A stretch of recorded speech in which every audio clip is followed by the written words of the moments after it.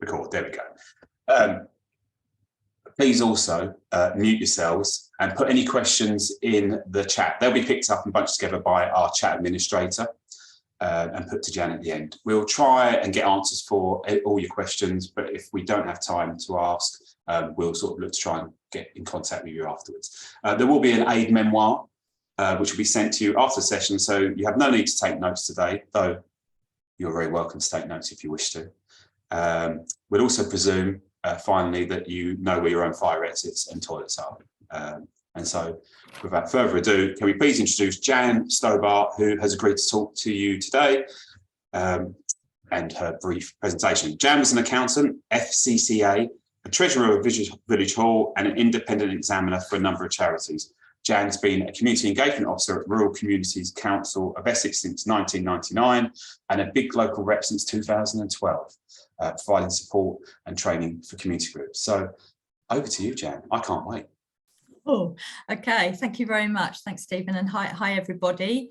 So as we only have half an hour, I guess we don't do the kind of introducing each other, but it might just be useful with nods of heads if you tell me if one of the main things you might be wanting to do a cash flow for is for a community building.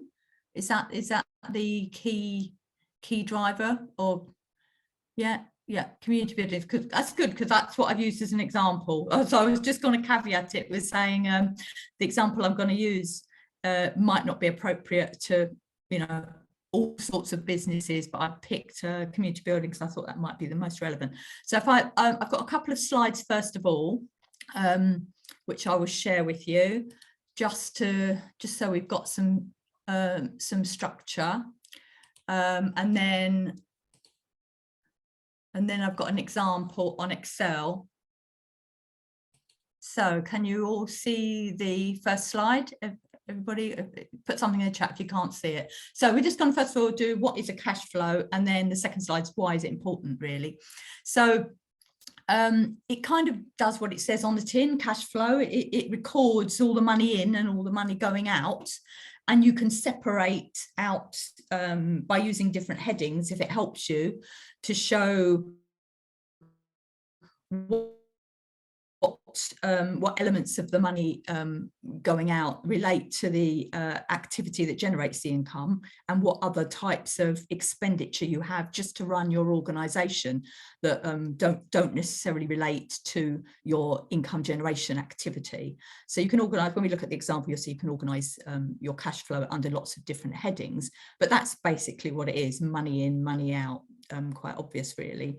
If you keep your bookkeeping on a cash basis, so you do literally keep a record of your financial activities in this way, so the money that comes into your bank account or petty cash and the money going out, you're actually already doing a cash flow. You're doing a historic cash flow, recording what has already happened on a cash basis. But cash flows are more often, when you think about doing cash flow, you're thinking about a forecast, looking ahead, and trying to predict what the cash flow might look like, projecting into the future. And Lorraine raised an interesting question right at the beginning before we started about, well, you know, how do you account for or try and predict the effects of inflation, which obviously we're all faced with now. We've had a long period of very little change to our total costs, and therefore probably we haven't put up our fees an awful lot either, because we haven't had to. Our income has, perhaps for the last 5 years, if we're looking back at historic cash flows, been covering our costs, but now we're faced with increasing expenses, and we might need to think about how we increase our income to match that. It's very difficult when you're doing a cash flow to know exactly what will happen. None of us have that crystal ball, so sometimes you might do 2 or 3 different scenarios, like a worst case scenario projection into the future, as well as perhaps a best case scenario that you hope for, and you'll end up probably pitching somewhere in the middle, but best to be prepared. So cash flow, you can be talking about like historic records and looking back on a cash flow. Sometimes that helps you to do your forecast for the future, but in uncertain times like we are now, it is a little bit crystal ball gazing and licking a finger and putting it up to the wind and trying to guess. So you might have multiple scenario cash flows. Just important to point out here that a cash flow basis is a very different thing to an accruals basis of accounting. So cash is nice and simple, money in, money out, what have you got left at the end. An accruals basis of accounting looks at money earned, regardless of whether it's been received, and expenditure incurred, regardless of whether it's been paid, in order to calculate a profit. That is not what cash flow accounting is about. In fact, accruals accounting is, you could argue, not necessarily based on economic reality, because it can give you a false sense of what you've actually got to play with. So we are literally talking about money in, money out, and most charities are able, small charities, and by that I mean up to a turnover of about $250,000, the Charity Commission allows you to do your accounting on a cash basis, a receipts and payments basis. You don't have to provide fancy accruals accounts if you're a charity with turnover of less than £250,000. So actually, keep it simple, do your accounting on a cash basis, receipts and payments basis, and that will also help you with cash flow. So why do it? Why is it important? Well, it's basically just to tell you when you might run out of money, and that is what we're straying into. Cash flow and budgeting are kind of interwoven. We're straying into sort of budgeting as well here, but you want to be able to pinpoint when you might run out of money, so you can plan ahead and make sure that you don't. So you can put in other strategies to either delay your payments, if that's feasible, by negotiating longer terms for payment, or you can actually get actively involved in generating some more income to make sure that you can not run out of money. So whether that is by running more fundraising events or making grant applications, or if your charitable objects allow you to do so and you have a good business plan for repayment, you might even consider borrowing. But obviously that would be a very important decision for trustees to make, and you'd only do it if you know you have the means to repay, because you're borrowing to not get you out of a sticky situation, but if you're borrowing to be able to expand your operations and generate more income into the future. So as I say, you've got different strategies you can use: delaying payment if cash is short, if you can do that, or chasing up debts. If people owe you money, work really hard to chase up debts. But what it will do is focus if you're preparing a cash flow forecast, it will focus your mind on maybe thinking about increasing your prices for which you offer your services. So increasing your higher rates, or making more effort to do some marketing to fill in gaps of higher gaps where you're not actually using the hall and not actually making your asset work for you. So really, they're just the two slides.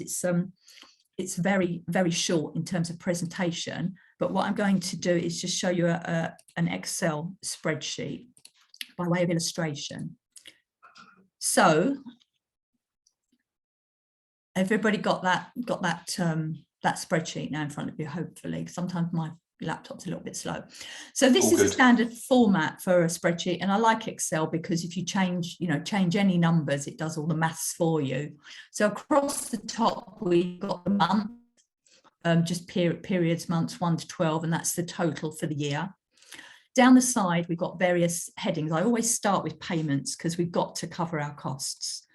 Some people like to put income at the top, but I actually like to put the payments first, so we know what we're in for. Make sure that you do list all of the payments that your business, your charity, your operations is responsible for. And I say a lot of them will be costs that are associated with generating the income, so actually running the building, utilities, repairs and maintenance, insurance, consumables, and so on. Some of them will be more to do with running your charity, so office costs maybe, costs of having independent examinations or paying for financial software, if that's how you do your accounts. They don't directly generate any income for you, but they're necessary costs of your business. And think of it as a business. It is a charity, but it's a social enterprise. It needs to wash its face, needs to generate an income. And then once you've got these total costs, think about your receipts, what's coming in. I've only put in regular room hirers here because they will you would tend to have a delay payment with regular hirers, whereas one-off hirers, I've just realized I haven't put a one-off hirers line in. One-off hirers, you probably make them pay in advance of their hire because you don't have a regular relationship with them. So party bookings, for instance, you'd probably want them to pay up front before they even use the hall. Whereas your regular hirers, you know them, you might invoice them monthly, you might even invoice them quarterly in arrears. So, this will be reflected in your cash flow, that you might have organisations using your premises, you're incurring costs to enable them to do that, but they're not paying you until afterwards. So think about the timing of your invoices when you put them into the cash flow. Now, this illustration I've done is the sort of thing you might see in a business plan for a new startup. And its importance for a new startup because what you want to see is what you would hope for overall in the year is you're going to have a surplus, that your income is going to cover your costs. But going through the year, you're going to have periods where you are running a deficit in certain months. And if you do a cash flow like this, initially starting off with zero balance brought forward, it shows you the maximum amount of working capital you're going to need at the beginning so that you don't run out of money. So we can see this figure here. Sorry, I should have explained payments at the top, then receipts at the bottom. This gives you your net surplus or deficit each month. If you take if you add or subtract your deficit from your opening balance, it gives you your carry forward, which then goes in as a brought forward the next month, and so on, working along. You can see the biggest number here. The biggest deficit is £2,444. So on this example, that's the minimum amount of cash you would need at the beginning to make sure you don't run out of money. Obviously, I think you'd go for slightly more than that, but for illustrative purposes, this is what this cash flow is telling you. You need startup working capital of a bare minimum of £2,444. So that's quite a useful exercise to do, to split things across a month. So this is the format of what it looks like. The next tab really shows how I would go about doing a spreadsheet like this. I'd start by listing all of the payments. And this time I've gone to in a little bit more detail than on the previous one. So for a hall, you'd have your regular repairs and maintenance, but you've got a lot of statutory tests that you have to do in a hall. Things like emergency lighting tests, PAT testing, your fire safety. If you've got hot cold running water, you might have Legionella inspections, and so on and so on. So you'll have your statutory tests. You'll know when they're due, and you can get quotes for those. And if you've got staff, you need to include those.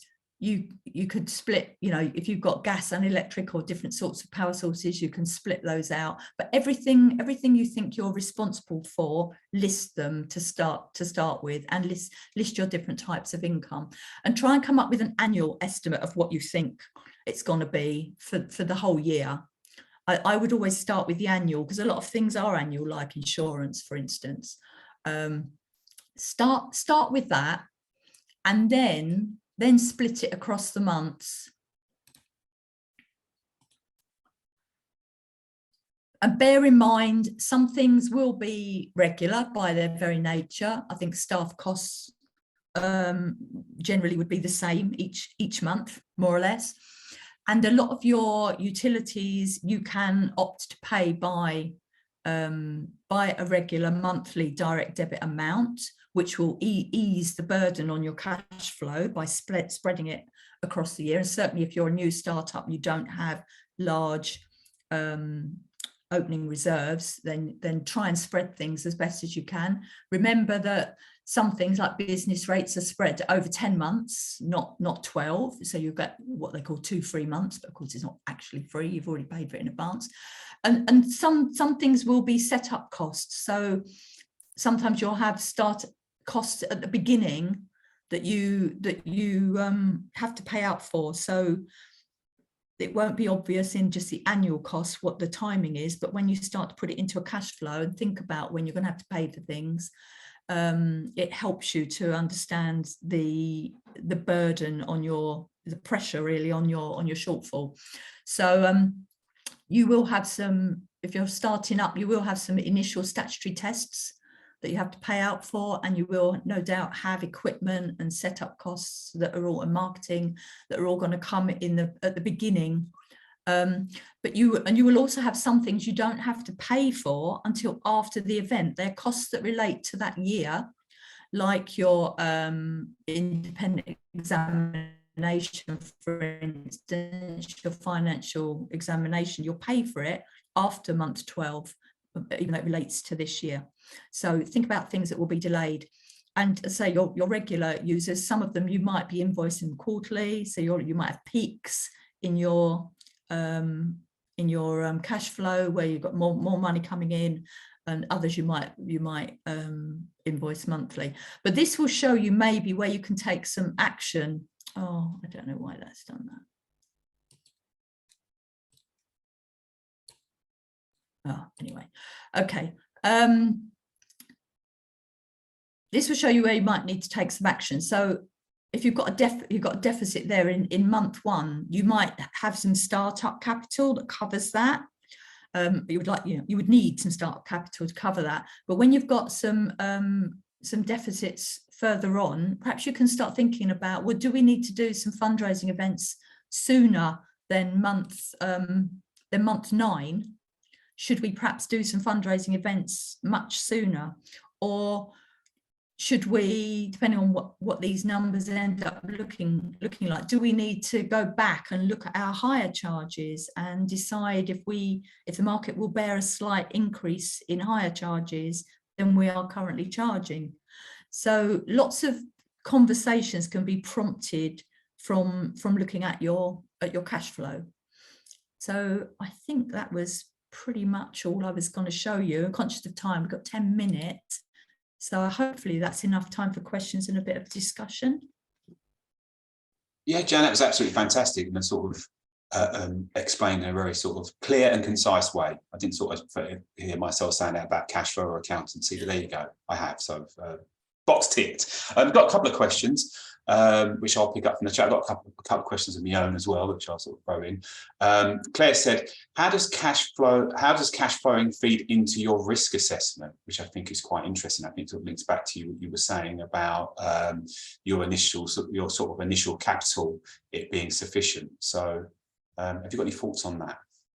Yeah, well, charities it's advisable for charities to have a reserves policy. So that risk element of running out of money would be captured in how much you as a charity want to keep in reserve. Conventional wisdom was that you should keep 3 months of running costs in reserve. That was sort of considered to be quite prudent pre-COVID. I mean, when COVID hit, we suddenly all thought, oh my goodness, 3 months isn't enough. So you need to do your own assessment of what sort of reserves level you would need to keep as a charity. So this comes from looking at your total costs for the year, your total expenditure for the year, and say maybe, well, we need to keep 3 months of that in reserve. If you have been running for several years and you employ staff, and those staff have been working for you for more than 2 years, then you need to also consider your liability for redundancy costs for those staff. So in addition to your running costs, you would also have responsibilities for paying redundancy to those staff. So that might mean you would want to carry a slightly higher level of reserves. But we're straying into budgeting, which I know is really closely connected with cash flow, but your longer term budgeting would No, need that's to absolutely, consider that's that. very, it's well timed, Jan, because obviously a lot of big local areas will be sort of cashing out, ending up, and obviously lots of them have got workers, and many of them sort of been there more than 2 years. So I think, I mean, we're just doing our plan at the moment, and sort of obviously we've sort of factored in for redundancy costs, whether that sort of happens or not. But it's certainly prudent to be thinking about it. Just thinking, Claire was saying as well, should you try to include payment terms in your cash flow? I know we sort of had the receipts coming in, but that's an interesting one as well, because obviously that links in with some of the other stuff that we've spoken about. You certainly need to think about payment terms. So how far can you delay making payments you make? Obviously, if you're paying utility bills by a regular monthly payment by direct debit, then you've already effectively negotiated a payment term with your supplier to kind of delay your payment for what you're actually using. But in terms of the services you provide, yeah, your hire agreements that you have, I'm talking Village Hall here, so apologies if anybody is looking at this from a different sort of business, but I suppose it's applicable for all sorts of businesses. But for a Village Hall, your service contract is your hire agreement with your hirers, and you would think, yeah, payment terms in there you need to think about. And the same for most Village Halls, one-off hirers, you require them to pay in advance of the hire date. And for your regular hirers, it's more likely to be in arrears. But you do need to look at that and think about how far in arrears can you afford as a charity to allow your hirers to pay. Can you afford to wait for a whole quarter, for 3 months before you invoice a hirer?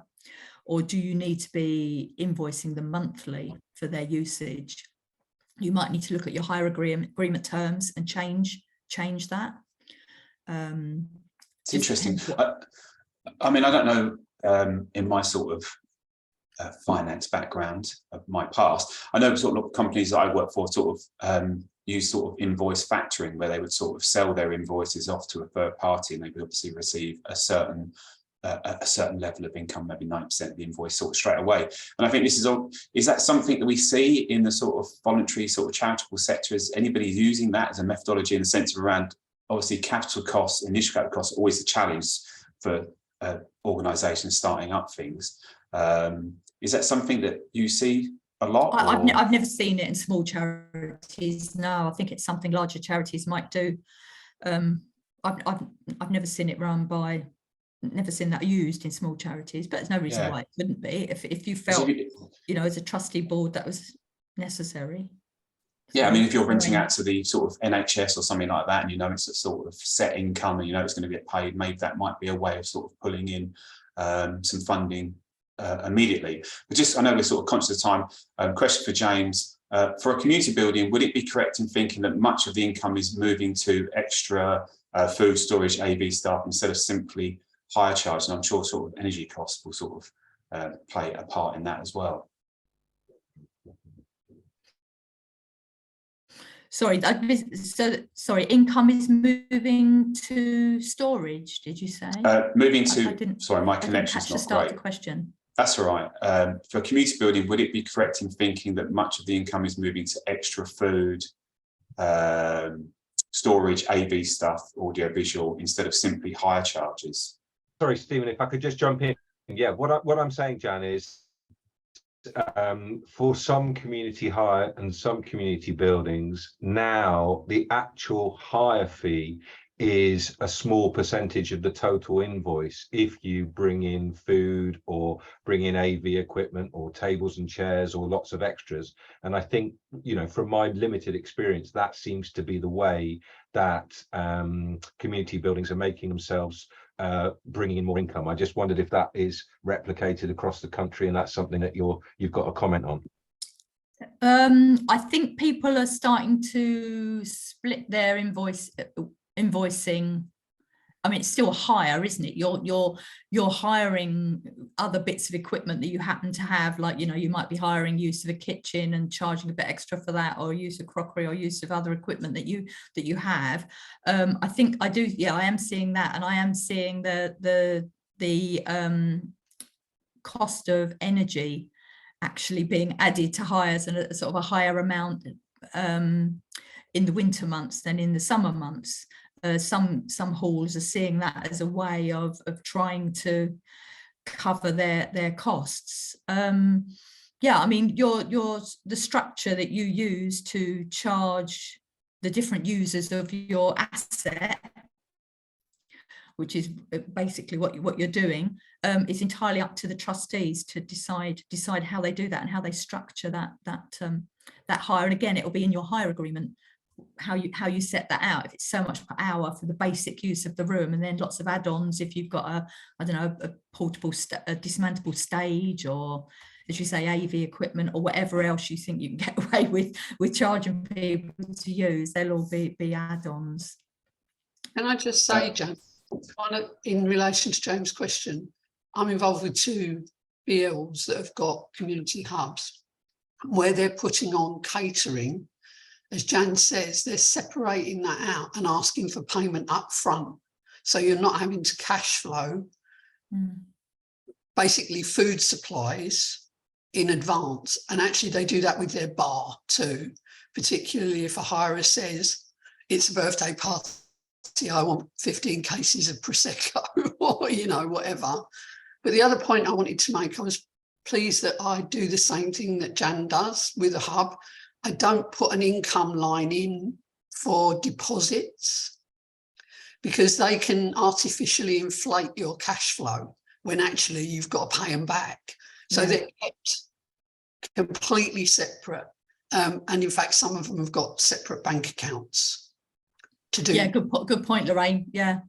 It's certainly if you were running a workspace or you had a long-term office agreement in your hub, you would definitely have to have a separate bank account to put those deposits in, because more like a client account, because it isn't your money. Yes, that's right. Keep it separate.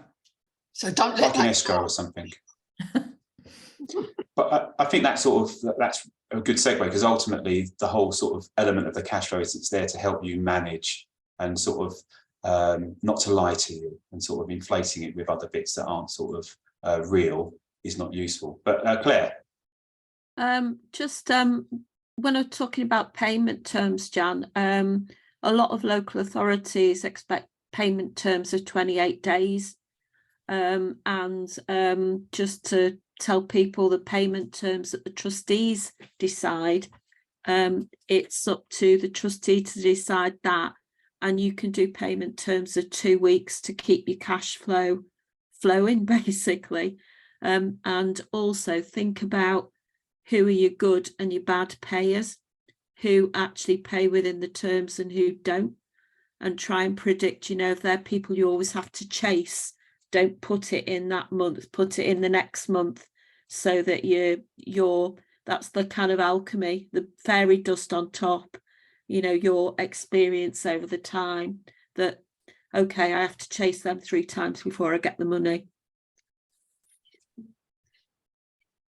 No, that's absolutely brilliant, which kindly sort of brings us to being 1 minute past 1. So we did start 1 minute late. I don't know if anyone's got any sort of burning questions they'd like to throw at Jan before we go.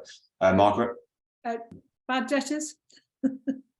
How do you deal with that? Would you account for bad debtors at the beginning of the year? You're bound to have some. Well, you can't really account for bad debtors in a cash flow as such. I mean, No.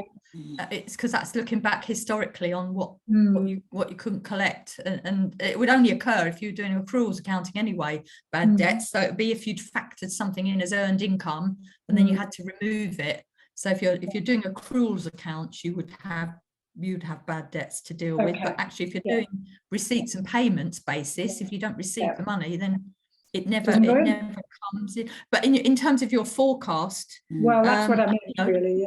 Perhaps it would be prudent in your, you know, if you're doing worst case scenario and best case scenario cash flows, perhaps in your worst case scenario, you might assume that you're going to have a certain percentage of your expected receipts that just don't follow through. So that's more what you mean, isn't it, in predicting? Yeah, it is. That's precisely what I mean. Yeah, I guess it links back to that earlier conversation we were talking about, the effects of inflation, that I mean, you could, sort of veers into sort of more, it is a prediction, a contingency line, a line that sort of talks about sort of maybe increases in energy, because you may have periods where you're on a fixed energy rate, and then midway through the year it sort of changes to a variable. You sort of need to take sort of account of that. So I guess the more time you can spend on your cash flow, the better, and the sort of more robust it will be. But I think it is a great tool, and I think it's probably one that certainly sort of from a small community sort of resident led, we don't always sort of look at. We sort of like to jump in feet first, sort of like go under the water a little bit, pop back up again. But these sorts of tools are really useful in sort of planning out your activities and seeing if things are actually, when we talked about sort of risk assessments, but also whether things are sort of viable or feasible to be doing. So that brings us to a close. Oh, sorry. I was just. That's okay. Yeah, go on, add one in. This is the last one. We can break all the rules. Trustees can set payment terms, but one of the things that I've done with some hubs is that we've had a policy in the financial procedures to deal with late payers, so that it starts with an email, it progresses to a telephone call, and the final is you doorstep them. You actually face to face or go and visit, because I think otherwise staff can just sort of panic about the fact that the money doesn't come in, whereas actually it's about managing the process of getting your hands on the money. Yeah. Just a thought. No, indeed, and also sort of realising that actually some money is not retrievable, and it's better to find out about it sooner rather than later, because you can always cancel their booking if you know they're not going to pay you for the rest of the year. But listen, that brings us to a close. This is our 6th. Quite hard to believe that we've managed to sort of get 6 of these rolled out. Thank you so much to all the people joining us, but sort of most importantly, the presenters that sort of given their time, often at their own expense, to share their sort of nuggets of information. I do know that we will hopefully be returning in 2023, so keep an eye on your emails, the workplace if you have the time, and lots of other things. And I'm sure we'll start to see the formation of sort of more things like our website and sort of social media sort of outlet as well. So there'll be a lot more opportunities for us to share stuff with you. But just go to say thank you so much for all your time. It's been absolutely fantastic. It's been really interesting. It's been, I found them really useful and valuable. I know we always ask people to share in the chat if they're, their takeaways, what's the one thing they've taken away. So if you're able to do that, that'd be absolutely fantastic. And I'm sure if there's any burning questions that come up, if you sort of stick them in the comments on the workplace post, we can sort of, we can look to try to address those. But so that's it. We're over. This is it. This is the last one this year. So thank you, everybody. Thank you for asking me as well, because it's a really neat format. I think half an hour. Sure. Yeah. Happy Christmas. Yeah, Merry Christmas, everybody. Yes.